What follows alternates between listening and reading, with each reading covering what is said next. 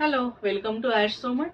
आज आपण बघतोय हँडलूम कॉटन साड्या विथ ब्लाउज पीस आणि विथ हँडलूम मार्क आहे. 4000 टू 4200 अशी रेंज आहे.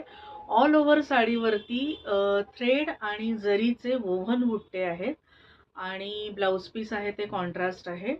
आपण दोन कलर्स याच्यात माझ्याकडे आहेत. आपण फर्स्ट कलर बघतोय हा संक्रांत स्पेशल ब्लॅक कलर आहे. याच्यावर तुम्हाला दिसत असेल असे ब्लू कलरचे, ॲक्च्युली हा रामा ग्रीन कलर आहे.